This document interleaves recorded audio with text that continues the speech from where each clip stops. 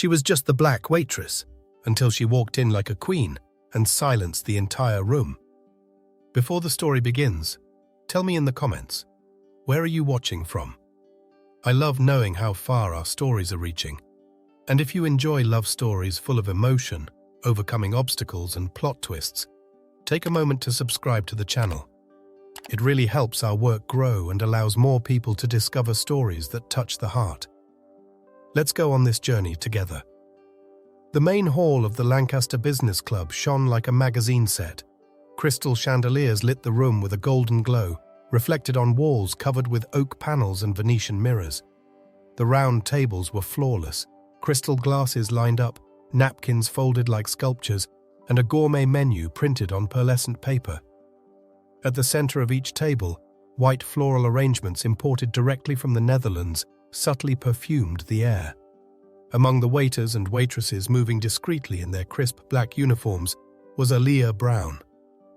She was 29, but carried on her shoulders the weight of someone who had lived twice as much. Her black skin, luminous and firm, stood in contrast to the stiffness of the setting.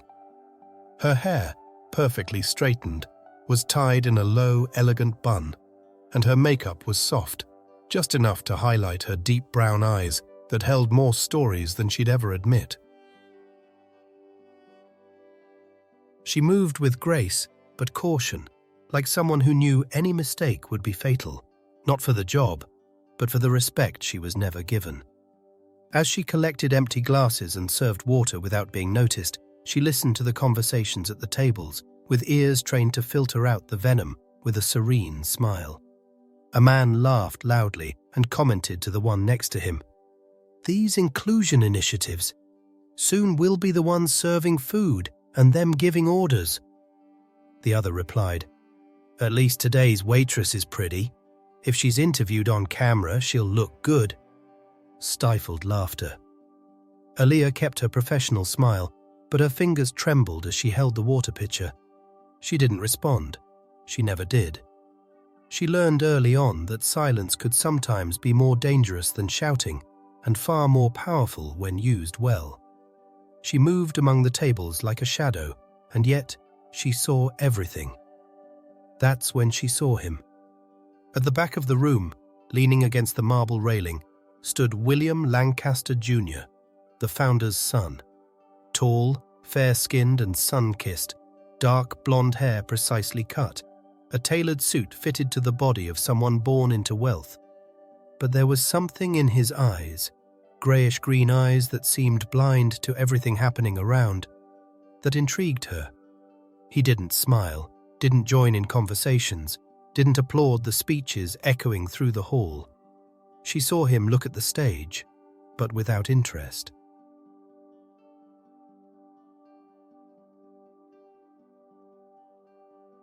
As if everything there was an empty play.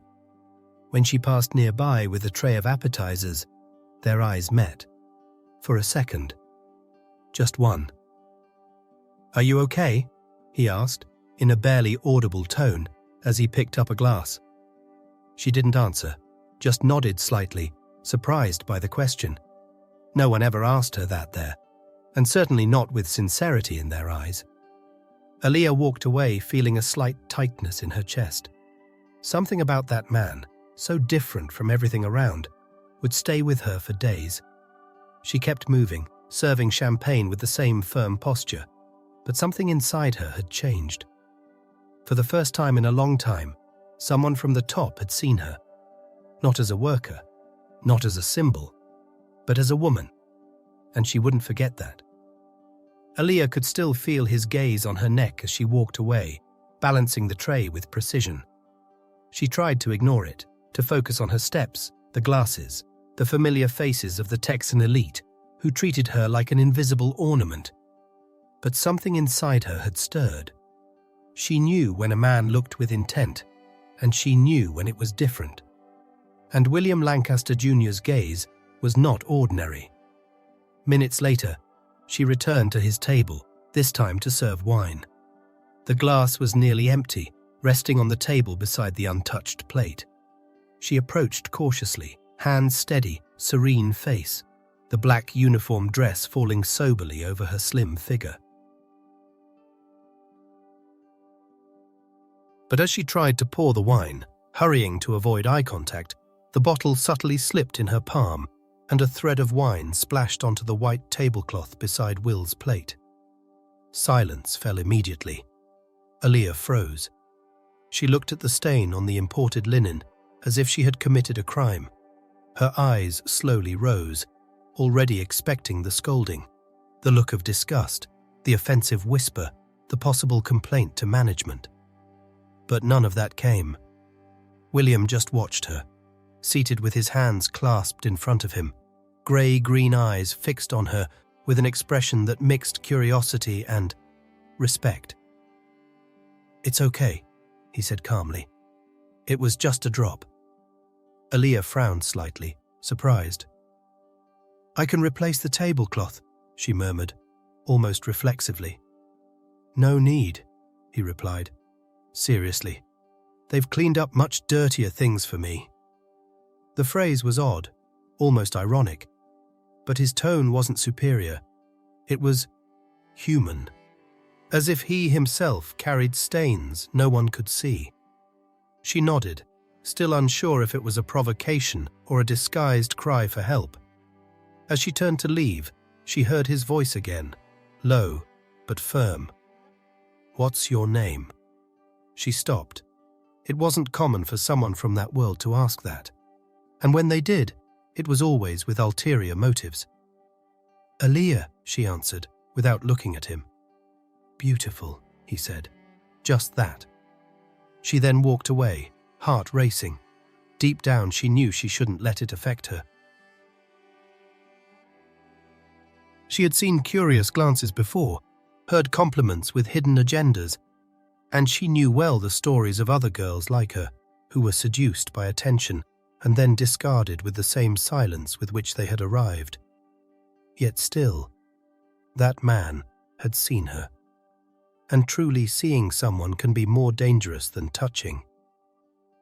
Aaliyah returned to the kitchen and leaned for a moment against the cold, tiled wall.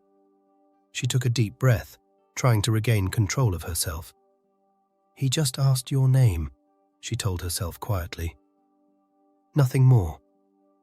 But deep down, something told her that that simple question had the power to turn pages she never thought of opening.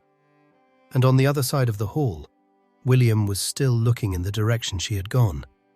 Without knowing why, he too felt that something off-script had happened that night, and that maybe, for the first time, he no longer wanted to follow the script that had been written for him. That night, Aaliyah could barely sleep. The name he had said, Aaliyah, still echoed in her mind. Not for the sound, but for the meaning. She had never been called that in there. She was Miss, Waitress. Excuse me. Sorry. That night, for the first time, she was someone. But on the morning of the third day, reality knocked at her door, wrapped in luxury and poison. The doorbell rang just before 10. Aaliyah, still in an oversized t-shirt and her hair lazily tied up, opened the door of the modest house where she lived with her grandmother in Oak Cliff. A man in a suit handed her a golden envelope, embossed with the elegant seal of Lancaster Enterprises. "Personal delivery," he said, before quickly walking away. She closed the door with the envelope in her hands, feeling the symbolic weight of that invitation. The edges were embroidered with metallic threads. Her name was handwritten in perfect calligraphy. But what made her stomach churn was the inner note, written in black ink, in slanted letters. "We hope your presence will bring color and authenticity to our gala ball. The city needs to see that we are inclusive. Victoria Lancaster." She read it again and again. There was no misunderstanding. It wasn't an invitation. It was a warning disguised as courtesy. She heard her grandmother's voice from the living room, where she watched TV. "Who was it, dear?" "Just a mistake," Aaliyah replied, her throat tight. She went to her room and sat on the edge of the bed, staring at the shiny piece of paper that, for many, would be a ticket of honor. But for her, it was a trap in cursive letters. She knew exactly what it meant. They didn't want her presence. They wanted her image. The black woman, poor, a waitress, elevated to the status of success story by a company that, between the lines, still saw her as decoration. She pictured the flashes, the calculated speeches, the fake smiles. She imagined Victoria presenting her as a symbol of diversity, while behind the curtains, she would still be treated as the coffee girl. And yet, something inside her burned. She looked at herself in the mirror. The woman staring back was not fragile. She was resilient, elegant, even in a t-shirt, firm even when tired, beautiful even when exhausted. Aaliyah took a deep breath, and her voice shaky, murmured to herself, "They want a show. Then that's what they'll get." She went to the closet and pulled out an old box kept in the back. Inside was her grandmother's navy blue dress, the one she used to wear when she sang at church, with a discreet shine and a cut that spoke of dignity. Aaliyah held the fabric against her chest, her eyes brimming. "You always said I deserved to be seen, Grandma," she whispered softly, even though she knew the old lady couldn't hear her from the living room. "So this is how I'll go." She would not be the ornament of the night. She would be the living reminder that dignity can't be bought with golden invitations. And when the time came, she would go. But not how they expected. On the night of the ball, the lights of the Lancaster Business Club shone even brighter. Guests started arriving in luxury cars, parading designer dresses, tailored suits, and sparkling jewels. The camera flashes lit up with each new arrival, as if every step on the carpet was a parade of prestige. The event theme was "A Future for All," but the atmosphere said otherwise. Everything there was about exclusion masked as progress.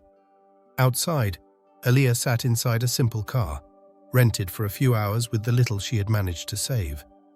Her hands rested firmly on her lap, holding a small, black, thrifted clutch. Her grandmother's navy blue dress had been hand-adjusted, stitch by stitch, by herself.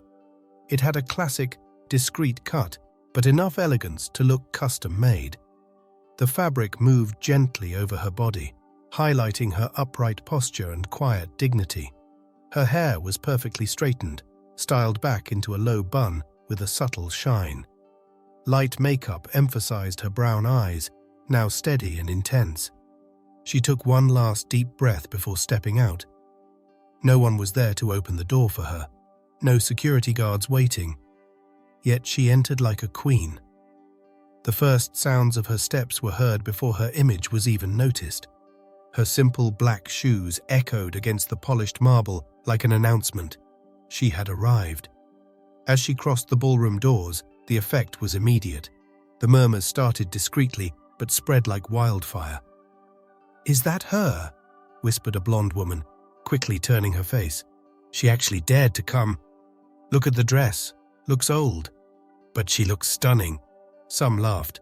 Others tried to hide their discomfort. But most simply couldn't look away. There was something in Aaliyah's presence that transcended the dress or the color of her skin. It was the way she walked, as if she didn't apologize for being there, as if she knew with certainty that the floor beneath her feet belonged to her just as much as anyone else's.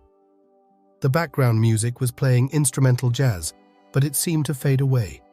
Everything slowed down. And then, at the top of the staircase, William Lancaster Jr. appeared. He wore an impeccable black tuxedo, silver cufflinks, and the same distant air as always. Until he saw her. His expression changed. His eyes widened, not in scandal, but in restrained admiration. Aaliyah walked between tables, columns, and stairs, as if she were walking through her own past, stepping over everything that had ever been said about her, turning contempt into silence. Victoria Lancaster, from across the room, saw everything. Her smile faltered. She hadn't expected that. Not with such strength. Not with such presence. Will stood still at the top for a few seconds, watching. His jaw clenched slightly, and then, without realizing it, he murmured to himself, "She didn't come to be seen. She came to show who she is." Down below, Aaliyah kept walking. Her eyes met Will's for a brief moment. There was no smile, no gesture, but the look said it all. She was where she was never wanted, and she was impossible to ignore. The room was still trying to digest Aaliyah's presence when the microphone on the main stage let out a slight squeal. The lights turned to the center, and the figure of Victoria Lancaster appeared amid carefully choreographed applause. She wore a shimmering white gown, long, with a structured neckline and diamond earrings that shone like little blades.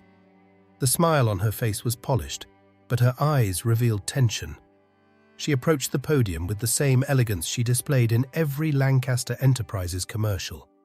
Her left hand rested on the acrylic, and her voice came out sweet, trained, perfect for the cameras. "Good evening, dear guests," she began, looking around like a presenter. "Today we celebrate the future, a future where everyone has a voice, a future where barriers fall." Some guests applauded. Others just smiled politely, accustomed to the performance. "And to illustrate this," Victoria continued with calculated emphasis, "we would like to invite to the stage a living story of overcoming. She inspires us, she serves with grace, she proves that even they can dream big." The word "them" echoed through the hall like a poisoned arrow. "Please," she said, now smiling toward the back of the room.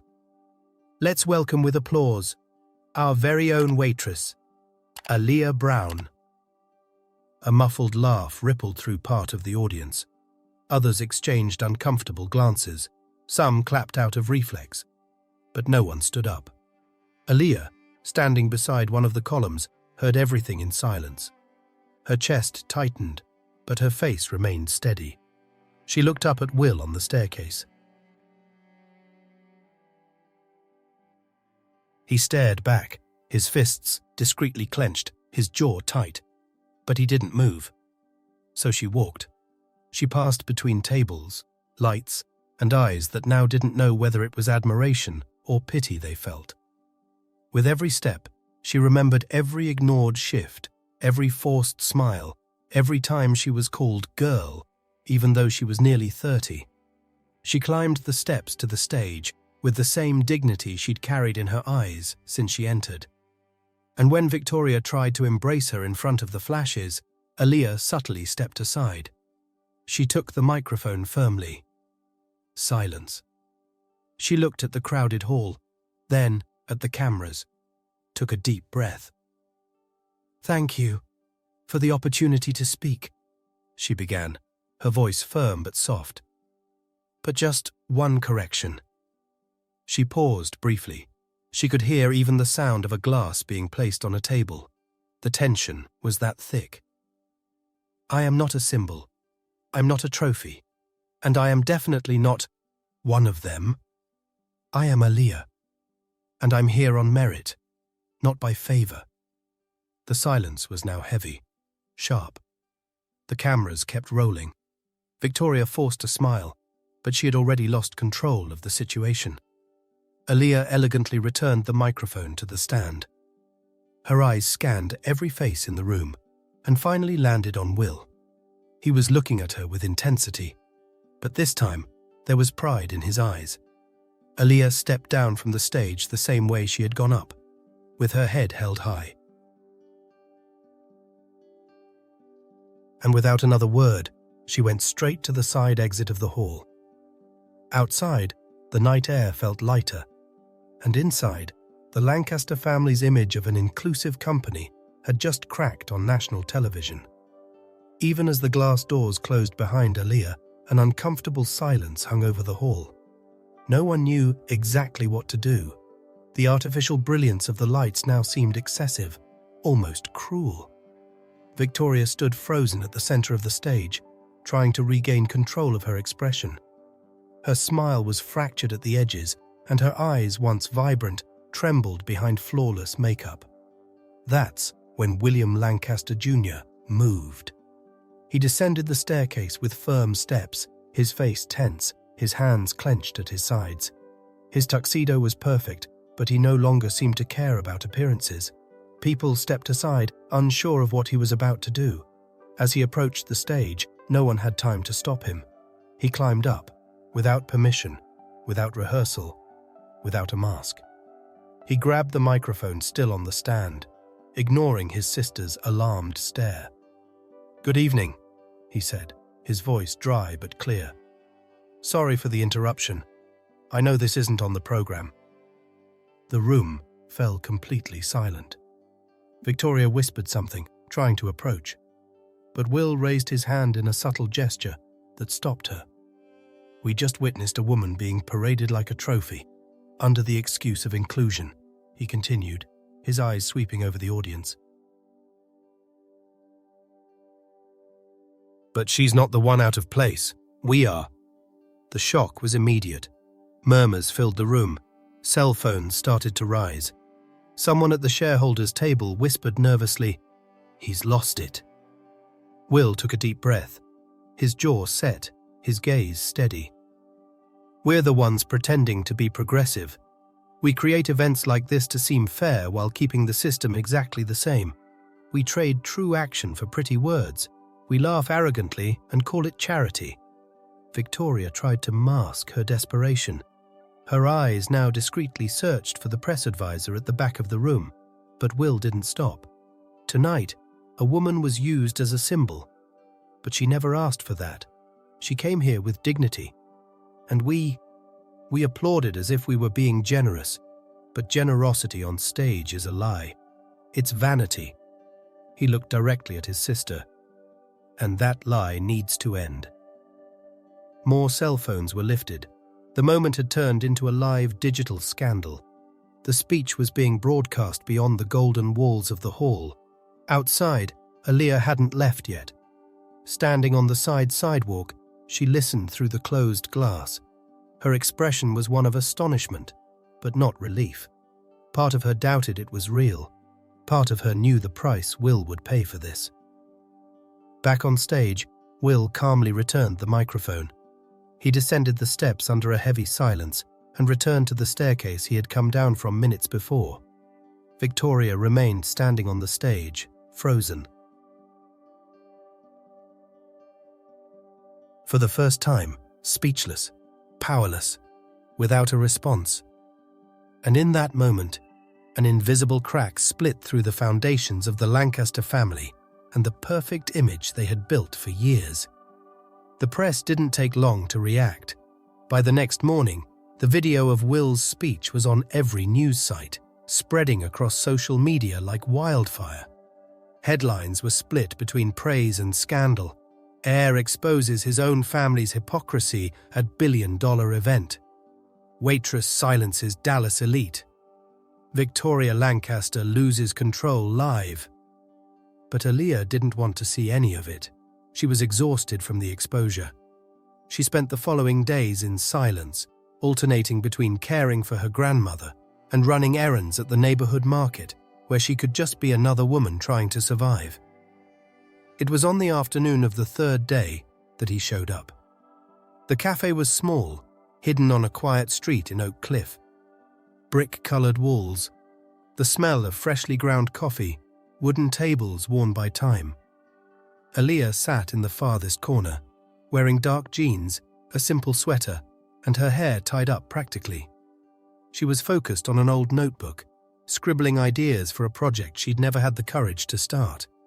Will walked in discreetly. He wore jeans, a dark leather jacket, and a cap trying to hide his face, but his eyes gave him away. She saw him and hesitated, but didn't get up. She just stared at him, serious. "You thought I wouldn't come," he said, stopping in front of her table. "I didn't know if I wanted you to," she replied honestly. He slowly pulled out a chair and sat across from her. For a moment, Neither of them spoke. The sound of utensils, footsteps behind the counter, cups being placed on tables, all of it felt distant. "You were right," he finally said. "That stage was never mine. But it took me too long to understand that." Aaliyah crossed her arms on the table. "Why did you come here, Will?" He looked away, then met her gaze again. There was no arrogance in his eyes, only exhaustion. "Because I wanted you to know who I am, or who I was forced to be." She didn't respond. She just waited. "My mother's been hospitalized for years," he began, his voice thick with emotion. "Severe depression. She could never endure the world my father built. She tried to escape, but they never let her. He said depression was weakness, and I grew up thinking he was right." "And now?" Aaliyah asked. "Now I know she was the only sane person in that house." She lowered her gaze for a second. His words hit her in an unexpected way. "And your father?" she asked in a whisper. "He made appearances when he wanted to assert power. The only thing I learned from him was how to lie while smiling." He rested his elbows on the table. "But I'm tired, Aaliyah. Tired of hiding, of obeying, of being part of something I never belonged to." She watched him silently, then took a deep breath and spoke plainly. "I grew up with someone absent too. My dad disappeared when I was 6. Never called, never sent a dime. My mom died young. I was raised by my grandmother, who gave everything she had to keep me off the streets and close to books. I worked 2 shifts for years, shelved dreams, swallowed humiliation, just to stay on my feet." Will bowed his head for a moment. "And you stayed?" She nodded. "Because I had no choice. But I never accepted being invisible. And when you grabbed that microphone, I didn't know if it was for me, for guilt, or to free yourself." "It was for all 3, he answered without hesitation. The sincerity in his tone made him vulnerable. For the first time, Aaliyah didn't see the heir. She saw the man. A tired man, stripped of his last name, not asking for redemption, but for truth. She closed the notebook in front of her and looked him in the eyes. "I don't need anyone to save me, Will. I just want to be treated as an equal." "Then let me start there," he said. "No promises, just respect." And in that moment, between 2 cups of cold coffee and stories too heavy for the age they carried, a bond was born. Not of convenience, not of spectacle, but of humanity. The cafe where Aaliyah and Will had met felt distant when, 2 days later, the world around them began to shake. The video of the speech at the ball had already surpassed 5 million views. But what had seemed like just another viral moment was now about to become a public implosion. The next morning, major news outlets across the United States opened with the headline, "Justice or Marketing? Inclusion Scandal Hits the Lancaster Family." And at the center of it all was her, Victoria Lancaster. Footage from the event showed the exact moment Victoria introduced Aaliyah as "our very own waitress," followed by Aaliyah's sharp, firm, and devastating speech. Then came Will's unexpected words. The sequence spread like gasoline on a spark. But the biggest shock came afterward. Investigative reporters began cross-referencing data from social contracts signed by Victoria with NGOs that, as it turned out, didn't exist. Inclusion projects with inflated budgets, events paid for with public funds that never actually happened. And the most damning, internal footage showed that the few black women featured in campaign videos had been hired temporarily just for the filming. Most were from agencies. A former employee appeared on local TV. "They asked us to smile, to look happy, said it was to show diversity. But when the cameras stopped rolling, they sent us home and erased our names from the system." The press surrounded the headquarters of Lancaster Enterprises, and at the main gate, protest signs and voices began to appear. Inclusion is not a showcase. We are people, not propaganda, the signs read. In less than 24 hours, the building became the center of a national scandal. Victoria tried to control the damage. She gave an exclusive interview to a TV channel. She wore a white suit, heavy makeup, and a falsely calm demeanor. But when pressed about the contracts, she replied, "These people need to understand that representation requires structure, and those who don't get that aren't ready for the business world." The response went viral for all the wrong reasons. Comments exploded. Criticism came even from political allies. The company's stock plummeted. Her image as a progressive woman and minority advocate crumbled in front of the cameras. In the office of his apartment, Will looked at documents he had kept for years. Reports, emails, proof of transfers, and contracts signed by Victoria that he had once been forced to ignore. He would ignore them no longer. He gathered everything, personally took it to the lawyers at the corporate ethics department. When received by one of the prosecutors, he said simply, "This evidence isn't just against my sister. It's against an entire system that needs to fall."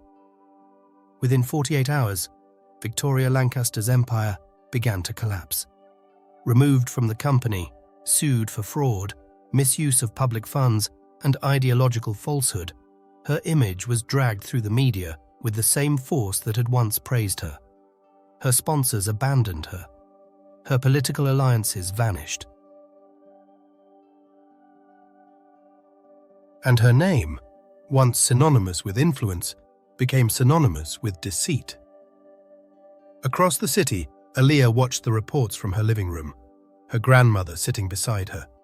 There was no satisfaction in her eyes, just relief. "She destroyed herself with her own words," her grandmother murmured, adjusting the shawl on her shoulders. "Sometimes the truth doesn't scream, it just waits." Aaliyah stayed silent, because deep down she knew this wasn't just Victoria's fall. It was the fall of a world that had always pretended to be fair, but never was. And change was only just beginning. The following weeks passed like a breeze. Victoria's fall continued to dominate the media, but the focus was starting to shift. The spotlight turned to a growing question in the news and on social media. And the woman who started all this?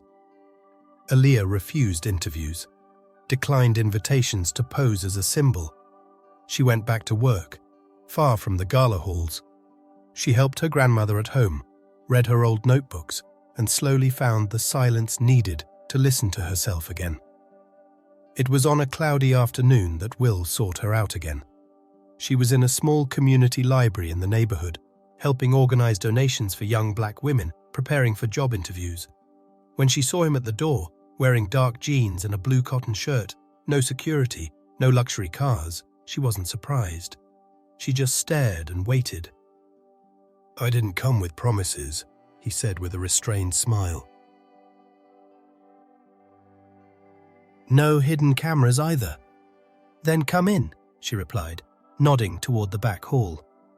Inside, they sat at an improvised table among boxes of used books and handwritten posters. Will opened a thin folder and pushed it toward her. "A social fund, independent from Lancaster Enterprises. Registration already filed. Initial capital, mine. It's yours if you want to start what you always dreamed of." Aaliyah looked at the papers. The owner field was blank. "Why?" she asked. "Why would you do this?" "Because now I can. And because there are too many people pretending to help. And too many people who really need help." She stayed silent for a few seconds, then closed the folder and pushed it back firmly. "If I do it, it'll be with my name. And with my rules." Will nodded respectfully. "That's what I was hoping to hear." Days later, in a small rented room at a community center in South Dallas, the seed of Empower Her was born. A professional development consultancy focused on empowering black women to enter and stay in the corporate world with dignity, preparation, and autonomy. There were no spotlights, no speeches, but there was real transformation. The first room had light walls, a borrowed table, and a whiteboard with nearly dry markers. Aaliyah painted the walls herself, along with 3 other women who believed in the project before it even fully existed. Soon, workshops began. Interview training, meeting simulations, resume writing, building professional image. Women of all ages came not just seeking jobs, but respect. You don't need to change who you are to fit a mold that doesn't represent you, Aaliyah told every new group. You need to know your worth and demand it. She walked between the rows confidently, without showiness. She was still the same woman. But now, no one made her lower her eyes. Will showed up sometimes, discreetly, sat in the back, watched without interfering. When she saw him, they just exchanged a look. No words needed. Aaliyah never introduced herself as the founder, never gave speeches about what she had lived through. But her name slowly began to circulate as a reference for true change. And so, in silence, she began to transform lives, one woman at a time. Autumn arrived quietly in Dallas, painting the trees in golden and brown tones. Mornings came with a light breeze, the kind that whispers new beginnings. It was Aaliyah's favorite time, the time of subtle transitions, of leaves that fall without making noise, but change everything. Months had passed since the scandal. Aaliyah remained at Empower Her, now in a larger space, rented with her own resources and voluntary donations. She refused funding from big corporations. She didn't want logos on walls. She wanted hands extended where there had only been closed doors. Will stayed by her side, but never in front. They met on Mondays, talked on Saturdays, shared silences on Sunday afternoons. The relationship was discreet. No labels, no promises. Just a safe space where one saw the other for who they truly were. "Do you still think this is just the beginning?" he asked one evening, sitting on her narrow couch while she arranged books on an improvised shelf. "I don't think," she replied without looking at him. "I'm sure." She smiled softly but said no more. He got up, walked to her, and hugged her from behind. Not like someone who rescues, but like someone learning how to stay. A few days later, Aaliyah received a new envelope. It was white, with golden letters. The inscription read, "Lancaster Business Club is honored to invite." She didn't open it right away, left it on the table for 2 days before even touching it again. When she finally read it, she discovered they were organizing a new event honoring names that had inspired social change in the city. And Aaliyah was one of the honorees. But she declined. She called the new communications director herself, the same one who had ignored her emails when she was still an employee. "I appreciate the gesture," Aaliyah said calmly, "but I don't need a trophy for doing what I've always done. I'd rather keep helping in silence, where it matters." On the night of the event, while the hall filled with applause and polished speeches, Aaliyah was in a small auditorium on the south side of the city. 30 women sat before her, some with small children on their laps, others in uniforms, straight from work. She taught them how to carry themselves in interviews, how not to lower their eyes in front of a manager, how to breathe deeply before answering a tough question. "You don't need permission to be where you belong," she said firmly. "The world will try to make you doubt. But you didn't come this far to bow." Outside, the city went on at its usual pace. But inside that room, something eternal was being built. Because real change doesn't happen in front of cameras. It happens in the streets, in small meetings, in gestures no one films. And Aaliyah knew that. She never shouted, never knelt, never needed to be rescued. She just stayed standing. And that was enough to change everything. Now tell me, what did you think of this story? Leave your rating from 0 to 10 in the comments. I really want to know how this journey touched you. If you liked it, hit the like button, share it with someone who needs to hear this message, and subscribe to the channel so you don't miss any of our stories. And before you go, I've picked another touching story that will move you even more. It's right here on the side, waiting for you.